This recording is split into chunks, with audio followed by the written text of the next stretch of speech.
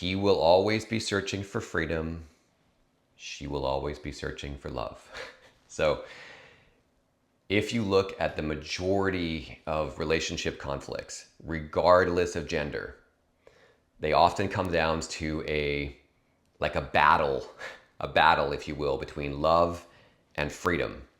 So the part of us that is much more identified with consciousness, some people call this the masculine, and the part of us that is much more connected to the pulse of love, some call this the feminine, right? They exist inside of us in various different forms and ratios.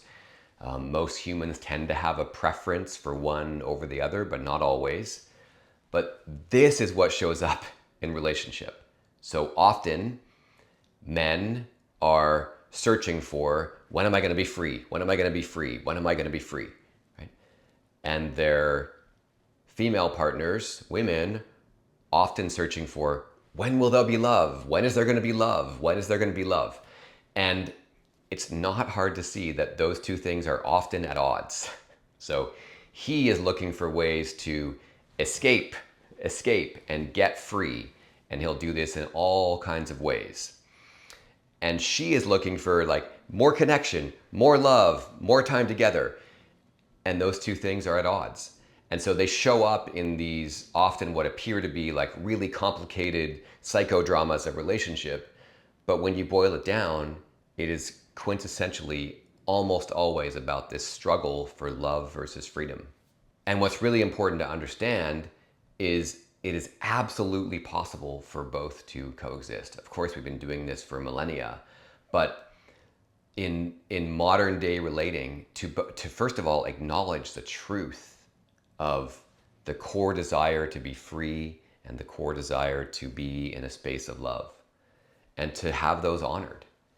And so part of the deeper work that couples have to do, of course, there's good work around therapy and where did all this come from and looking at the childhood, but in the day to day, in the week to week, in the the nitty gritty of relationship, it's about finding the times for when is freedom going to be honored, right? When is freedom going to be honored? And providing some structure and some clarity around that for your more masculine partners. And then the reciprocal is, when is love going to be honored? Right? When are we going to come together as love, and creating structure and flow for that to happen?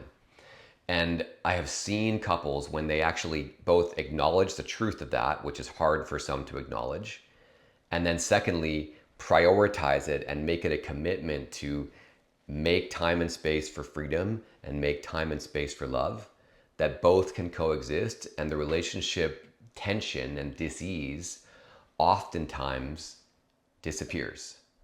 Oftentimes disappears.